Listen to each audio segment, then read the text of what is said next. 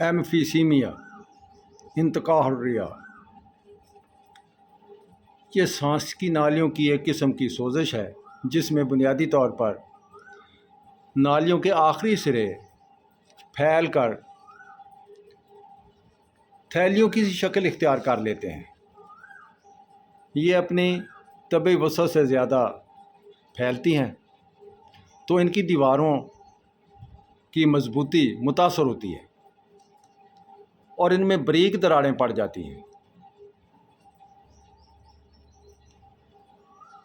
جن میں سوزش ہونا ایک لازمی بات ہے۔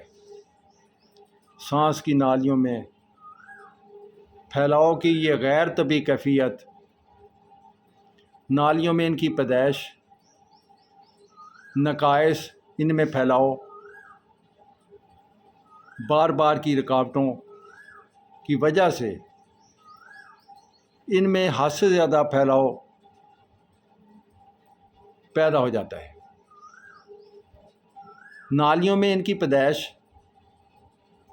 نقائص اور ان میں پھیلاؤ، بار بار کی رکاوٹوں کی وجہ سے ان میں حد سے زیادہ پھیلاؤ جب پیدا ہوتا ہے تو ان نالیوں میں مزمن سوزش، گرد و غبار کے ماحول، سگریٹ نوشی کی وجہ سے نالیوں کی دیواریں کمزور پڑ جاتی ہیں۔ بعض نامعلوم وجوہات کی بنا پر بھی یہ دیواریں کمزور پڑ جاتی ہیں اور ان نالیوں کے سروں پر پھیپھڑوں میں ہوا کی تھیلیاں سی بن جاتی ہیں۔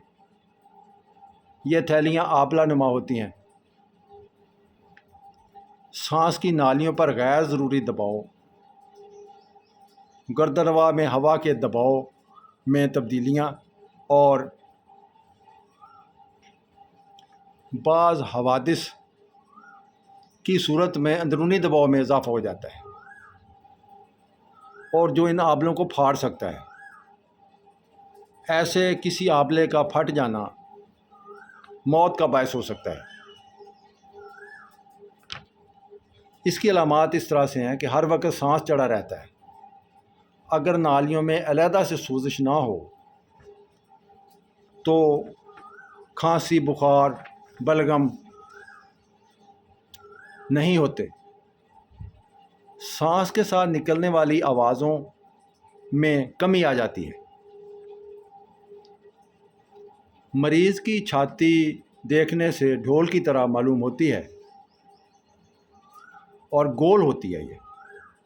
اس بیماری کی وجہ سے دل کی شکل میں بھی تبدیلی آ جاتی ہے۔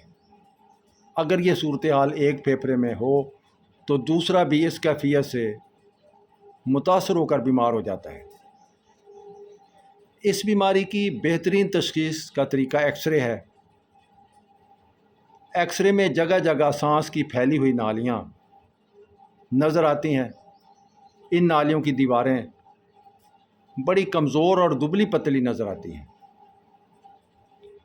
اس کا علاج اس طرح سے ہے کہ پھیلی ہوئی نالیاں اپنی کمزور دیواروں کی وجہ سے، جو کہ ہر وقت خطرے کا باعث بنی رہتی ہیں، بیماری اگر پھیپھڑے کے ایک حصہ تک محدود ہو اور باقی کا پھیپھڑا تندرست ہو تو متاثرہ حصہ آپریشن کے ذریعے نکال دیا جاتا ہے۔ اگر پھیپھڑا پورا متاثر ہو یا بیماری دونوں طرف ہو تو آپریشن کی گنجائش نہیں ہوتی اور خطرے کی تلوار ہر وقت لٹکتی رہتی ہے۔ کھانسی، بخار اور بلغم کی زیادتی کے لیے جراثیم کش ادویات کے ساتھ بلغم نکالنے والی دوائیں استعمال کی جاتی ہیں۔ عام طور پر یہ پرہیز اور علاج تجویز کیے جاتے ہیں۔ گرد و غبار سے پرہیز کیا جائے، مریض کی قوت مدافعت میں اضافہ کیا جائے، سانس کی نالیوں کو بوجھ سے بچایا جائے، سانس چڑھانے والی حرکات جیسے کہ سیڑھیاں چڑھنا، دوڑنا یہ خطرناک ہو سکتے ہیں۔ ادرک کو کوٹ کر شہد کے 1 چمچہ میں ملا کر صبح شام 2 ہفتے تک کھانے سے پرانی کھانسی جاتی رہتی ہے۔ شہد کمزوری کا علاج ہے اور جسم میں بیماریوں کے خلاف قوت مدافعت پیدا کرتا ہے۔ اگر گرم پانی میں شہد ملا کر پیا جائے تو سانس کی نالیوں میں ورم دور ہو جاتا ہے اور بلغم کو پتلا کر کے نکالتا ہے۔ سوزش کی نوعیت خواہ کوئی بھی ہو، قصد شیریں ہر حال میں مفید آزمودہ دوائی ہے۔ اس مریض میں ایک نسخہ ترتیب دیا گیا ہے جو کہ آزمودہ ہے۔ قصد شیریں 80 گرام لے لیں، حب ارشاد 15 گرام اور بیج کاسنی 10 گرام۔ ان تینوں ادویات کو باریک پیس لیں۔ اس مرکب کا چھوٹا چمچ صبح و شام دیا جائے۔ ہومیوپیتھک طریقہ علاج میں چیلوڈینیم، آیوڈین اور فاسفورس 30 طاقت میں نہایت مجرب ادویات ہیں، لیکن